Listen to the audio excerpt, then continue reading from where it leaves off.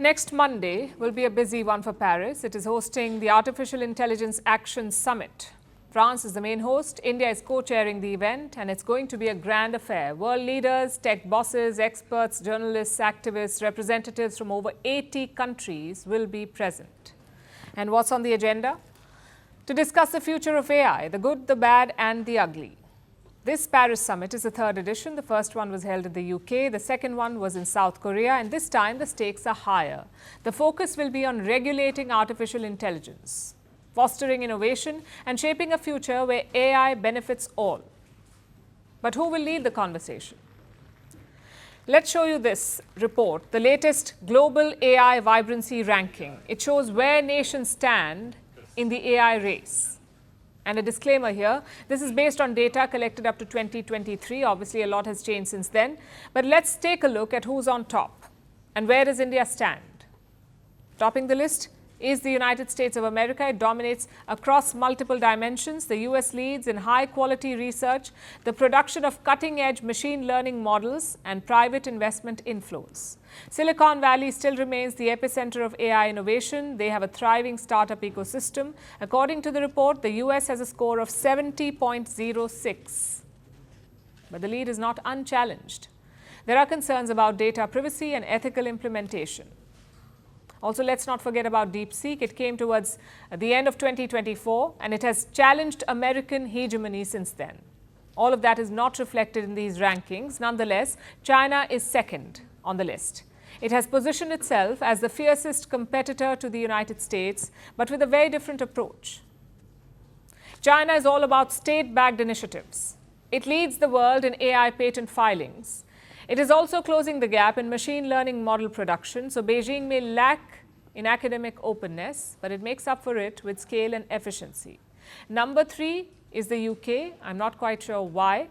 And on the 4th position is India, a surprise contender in AI development. India has a young tech-savvy population and a booming AI sector and a booming IT sector.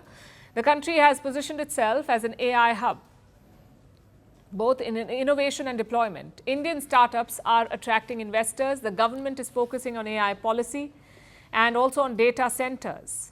Data centers are basically facilities to store, manage, and process large amounts of data. Data centers are the backbone of the AI economy.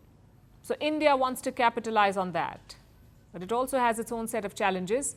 There are infrastructure gaps, low research funding, compared to the US and China, of course, and brain drain of the top AI talent from India.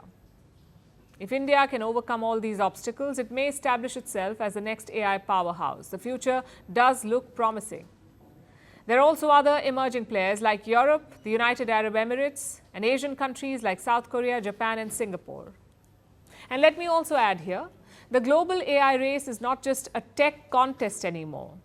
It is a defining geopolitical contest. The battle for AI supremacy is no longer just about who builds the best models. It's about who sets the rules, who controls the data, and who defines the ethics of an AI-driven world. As world leaders come together in Paris next week, they should deliberate on all these questions of who will shape the future of AI. The US may be ahead, but China's aggressive expansion, India's concerted push, and Europe's regulatory approach suggest that the AI order of tomorrow will be a multipolar one. We're calling the show Vantage. We hope you like what we put together for you. And touted as the minimum two-way defense from that video. India's neighbors were the first to send the special edition of Vantage live from the White House throughout this week. Yes, Hindu Mandir we're on our way to Tel Aviv. Pretty measure, but it's also the perfect way to drive. I don't think that Prime Minister of Bhutan, Aritifical. Welcome to 60% of the world's office. Prime Minister Modi did the iron. We were actually How are you doing? How do you like? It's been 1 year since that meeting. Iron bars separate you from the outside. Out the vote effort. Trump had, it says, and at $4.3 trillion. 300 billion by 2030. That's what we need to tackle climate change.